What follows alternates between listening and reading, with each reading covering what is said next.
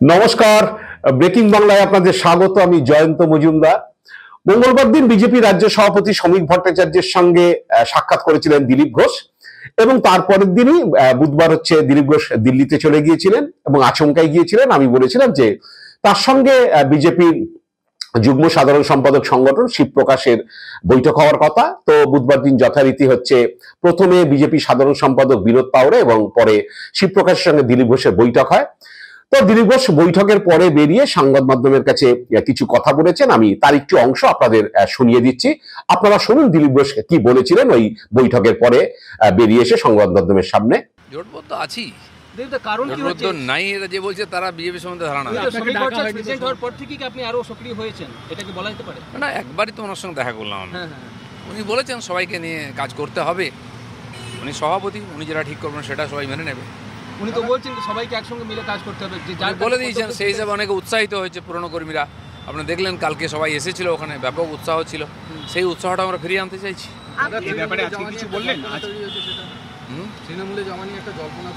জল্পনা যারা করার করবে, কাজ যারা করার তারা কাজ করবে। নতুন একটা মঞ্চ করছেন, এরকম একটা জল্পনা চলছে। হ্যাঁ, এখনো চলবে, জল্পনা চলতেই থাকবে। এটা পার হয়ে 21 তারিখ আবার নতুন জল্পনা আসবে, আবার নতুন। বললাম, যারা জল্পনা করবে, যারা কাজ করে তারা কাজ করবে। অন্য কোনো মিটিং আছে? আপনি কি বিজেপিতেই আছেন এবং থাকবেন? সন্দেহ আছে নাকি? না দিদা, আমি বলছি আরো কোনো মিটিং আছে দিদা? এই শিবপ্রকাশজিকে বাদ দিয়ে কথাবার্তা বলছি, দু একজনের সঙ্গে আরো দেখা করার ইচ্ছা আছে। যারা যারা টাইম দেবেন বা যারা এখানে আছেন তার সঙ্গে এমনি দেখা করে নেবো। কতদিনের দিল্লি প্রবাস আছে আপনার? টিকিট না করেই এসেছি। আচ্ছা, সেই জন্য দু একদিন তো আছি। ওই টিকিটটা কি এনশিওর করছেন দিদিদা? বিধানসভার টিকিটটা কি এনশিওর করছেন না? টিকিট করে দিয়ে এলেন দিল্লিতে। ইলেকশন আসুক, পার্টি ঠিক করবে কে লড়বে। মেদিনীপুরই লড়বেন? দেখুন, আমার নিজের জায়গা খড়গপুর, তো যদি লড়তে ওখানেই লড়বো। পার্টি সেটা ঠিক করবে।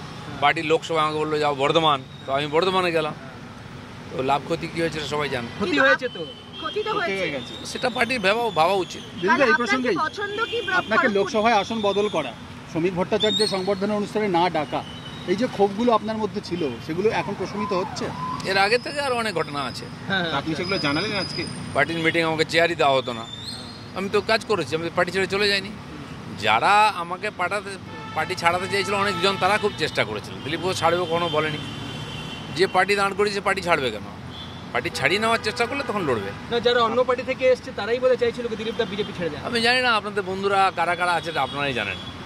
কিন্তু আপনি মমতা বন্দ্যোপাধ্যায়ের প্রশংসা করে দেওয়ার পর দল অস্বস্তিতে পড়েছিল, এটা তো আমি তো সবার প্রশংসা করি। দেখেছেন কারোর বিরুদ্ধে বিনা কারণে কিছু বলতে আমাকে? কারোর সঙ্গে আমার শত্রুতা নেই, প্রশংসা করবো না কেন?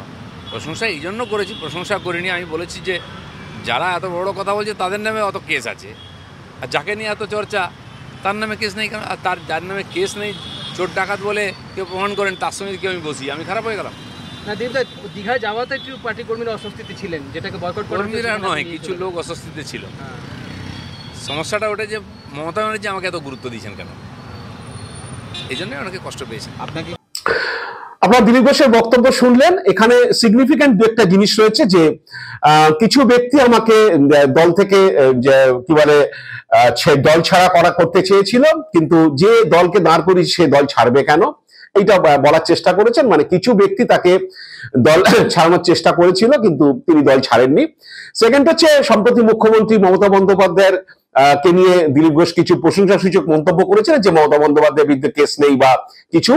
এই প্রসঙ্গে তিনি বলেছেন যে আমি সবার প্রশংসা করি, কি বলে কারোর সঙ্গে আমার শত্রুতা নেই, প্রশংসা করিনি। আমি বলেছি যারা এত বড় বড় কথা বলছেন তাদের নামে তো কেস রয়েছে, কিন্তু যার নামে কেস নেই, যাকে চোর ডাকাত বলে কেউ প্রমাণ করেনি, তার সঙ্গে যদি বসি তাহলে খারাপ হয়ে গেলাম। আসলে এতে কর্মীরা নয়, কিছু বিজেপি নেতা অস্বস্তিতে পড়েছিলেন, এবং তাদের সমস্যা হলো মমতা বন্দ্যোপাধ্যায় আমাকে এত গুরুত্ব দিচ্ছিলেন কেন। আপনাদের বলে রাখি, এই একটি টিভি চ্যানেল, আমি পরিষ্কার বলছি, আর বাংলা মানে রিপাবলিক বাংলা টিভি চ্যানেলে গত মে মাসের গোড়ায় যখন দীঘাতে দিলীপ ঘোষ জগন্নাথ মন্দির উদ্বোধনে গিয়েছিলেন, তারপর যখন তাকে নিয়ে বিতর্ক তৈরি হয়েছিল, দিলীপ ঘোষ বেশ কিছু কথা বলেছিলেন, সেই সময় টিভি চ্যানেলের সাক্ষাৎকারে তিনি পরিষ্কার বলেছিলেন যে কিছু ব্যক্তি তারা মমতা বন্দ্যোপাধ্যায়কে চোর ডাকাতে সব বলে সম্বোধন করে আমাদের বিজেপি নেতাদের মধ্যে।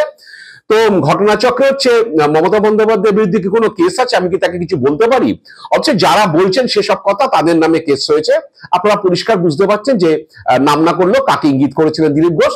এবং এটার পরে কিন্তু বিজেপির কেন্দ্রীয় নেতৃত্ব হচ্ছে দিলীপ ঘোষের উপর ক্ষুব্ধ হন এবং তারা সুকান্ত মজুমদারকে বলে, কেন্দ্রীয় পর্যবেক্ষক থেকে শুরু করে যারা আছেন, সুকান্ত মজুমদারকে বলে দিলীপ ঘোষকে এক ঘরে করে দিয়েছিলেন। এবং তারপর থেকে দিলীপ ঘোষকে আর মিটিং এ ডাকা হয় না, দিলীপ ঘোষকে কর্মসূচি দেওয়া হয় না। তো দিলীপ ঘোষ বুঝতে পেরেছিলেন যে ওই রিপাবলিক বাংলার ওই সাক্ষাৎকার তার একটা সমস্যা তৈরি করেছিল এবং অনেকে বোঝানোর চেষ্টা করেছিল আরএসএস এর লোকজন যে এই ধরনের কথাবার্তা বলাটা ঠিক হয়নি, কারণ বিজেপি মমতা বন্দ্যোপাধ্যায়কে দুর্নীতিগ্রস্ত বলে আসছে।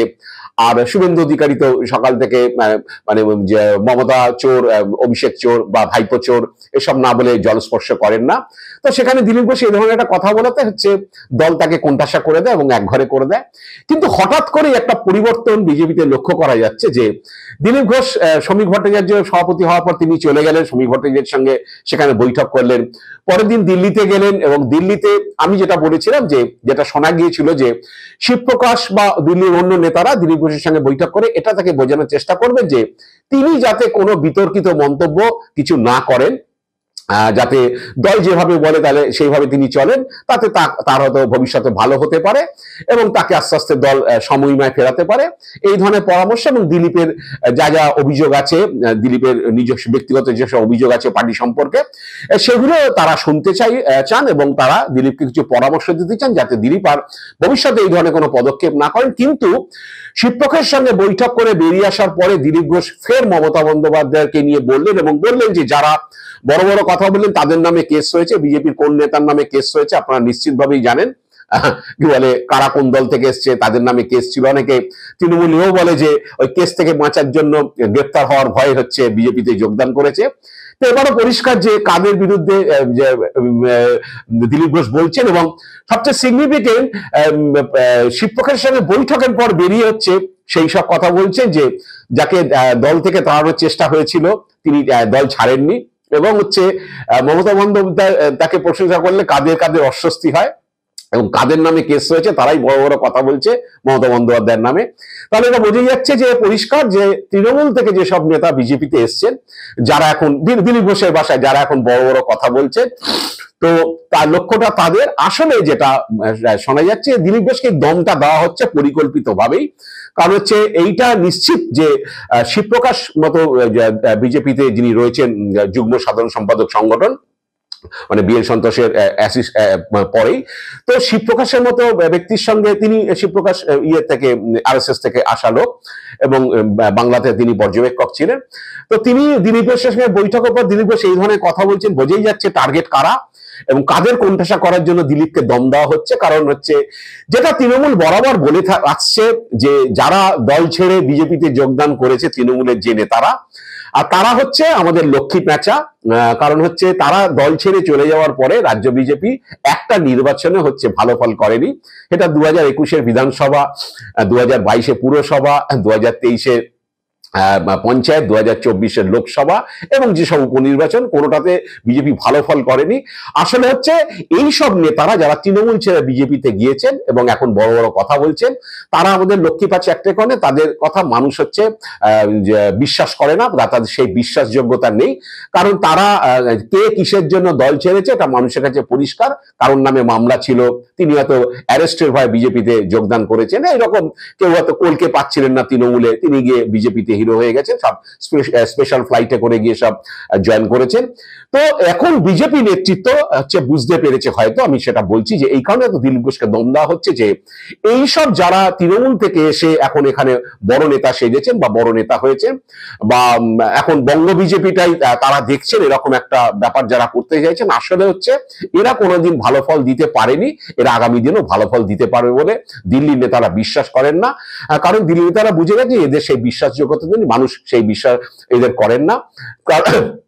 সেই কারণে ভোটের ফল ভালো হচ্ছে না। হয়তো মিডিয়াতে অনেক প্রচার হচ্ছে, সোশ্যাল মিডিয়াতে অনেক প্রচার হচ্ছে, এইসব নেতারা বড় বড় কথা বলছেন, সেগুলো ঢালাও করে প্রচার হচ্ছে সবই ঠিকই, কিন্তু মানুষ এদেরকে বিশ্বাস করে বিজেপিকে ভোট দিচ্ছে না। এইটা হয়তো উপলব্ধি করেছেন দিল্লির নেতারা। সেই কারণেই হয়তো এদেরকেই কোণঠাসা করার জন্য দিলীপ ঘোষকে দম দেওয়া হচ্ছে, কারণ দিলীপ ঘোষ এই ধরনের কথাবার্তা বলতে অভ্যস্ত, এবং সে কারণে এরকম একটা বৈঠক যেখানে দিলীপের একটা মরণ বাঁচানোর ব্যাপার, অনেকেই চাইছেন দিলীপ ঘোষ যাতে পার্টির অনুশাসন মেনে চুপ করে থাকেন, বেশি কথা না বলেন, এবং সহতেই বিজেপির যারা নেতারা রয়েছেন তারা দিলীপকে বারে বারে বোঝানোর চেষ্টাও করেছেন। তারপরে দিলীপ ঘোষ এগুলো বলছে, মানে তাহলে কি দিলীপ ঘোষকে দিয়ে এগুলো বলানো হচ্ছে যে যারা নব্য বিজেপি বা হঠাৎ বিজেপি বা তৎকাল বিজেপি, যেটা বিজেপির আদি লোকরা বলে, তাহলে কি আদি বিজেপিদের একজোট করার চেষ্টা করছে দিল্লি, যে এইসব নেতাদের নিয়ে, বহিরাগতদের নিয়ে খুব একটা লাভ কিছু হবে না, আদি বিজেপি নেতাদের নিয়ে কিছু হতে পারে। সেটা 2019 সালের ভোটে কিছুটা প্রমাণ হয়েছে। তখন অবশ্য নব্য বিজেপি বলতে মুকুল রায় ছিলেন। তো এখন কি নেতারা এইসব নেতাদেরই কোণঠাসা করার জন্য ক্রমশ হচ্ছে এইসব লোককে আমল দিচ্ছেন? শোনা যাচ্ছে যে আগামী দিনে দিলীপের সঙ্গে সুকান্তের একটা গোপন বৈঠকও হতে পারে, কারণ হচ্ছে সুকান্ত মজুমদারের কথা বলছি, দিলীপের সঙ্গে গোপন বৈঠকও হতে পারে, সেটা পার্টি অফিসে হবে না, অন্য কোথাও হতে পারে। তো এখন কি শ্রমিক, দিলীপ, সুকান্ত এরা সব একজোট হচ্ছে এই নব্য বিজেপিদের যে বিরুদ্ধে একজোট হওয়ার জন্য? তারা কি বুঝতে পারছেন যে এসব দিয়ে আর কিছু সুবিধে হবে না ভোটের রাজনীতিতে? অন্তত মানুষ এদেরকে বিশ্বাস করে না, সেই কারণে ভোটের ফল ভালো হচ্ছে না। বুকনিবাজি বা মিডিয়াতে বাইট, সোশ্যাল মিডিয়াতে প্রচুর প্রচার, নানান অনুগামীরা সব আছেন, তারা করে থাকতে পারে। সেই জন্য কি দিলীপ এইসব কথা বললেন? এখন চর্চাটা কিন্তু বুধবার থেকে আবার শুরু হয়েছে। দিলীপ আবার বলছেন যে তার খড়গপুরের আসনে তিনি প্রতিদ্বন্দ্বিতা করতে পারে দল যদি চায়, এই ধরনের কথাবার্তা বলছেন, বুঝতেই পারছেন। এবং বলছেন মেদিনীপুরেই তার আসন ছিল, তাকে সরিয়ে ফল কি ভালো হয়েছে, লাভ ক্ষতি কি হয়েছে, এসব কথা বলেছেন। মানে দিলীপকে আসন পরিবর্তনের বিষয়ে তার যে মনে ক্ষোভ রয়েছে সেটা আবার উগড়ে দিয়েছেন। আবারও সেই খড়গপুরের কথা বলছেন, যে খড়গপুর থেকে দিলীপ ঘোষ বিধায়ক হয়েছিলেন। তো এইসব সিগন্যাল কি পাচ্ছেন? সেই কারণে কি দিলীপ এইসব আগ বাড়িয়ে এইসব কথা বলছেন? জানি না, ভবিষ্যৎ বলবে। তবে যেটা বোঝা যাচ্ছে যে দিলীপকে কোনো একটা জায়গা থেকে দম দেওয়া হচ্ছে, এবং দমটা দেওয়া হচ্ছে কিন্তু সেই নেতাদের দিকেই টার্গেট করে, যে নেতারা দিলীপ ঘোষদের ভাষায় হঠাৎ বিজেপি, অন্য দল থেকে আসা বিজেপি বা তৃণমূল থেকে আসা বিজেপি। তো এখন দেখা যাক যে আগামী দিনে এই লড়াই কোন দিকে যায়, আমরা অনুধাবন করব, লক্ষ্য রাখার চেষ্টা করব আগামী দিনগুলোতে কি হয় না হয়। আজ এ পর্যন্তই। আপনারা ভালো থাকবেন, সুস্থ থাকবেন, নমস্কার।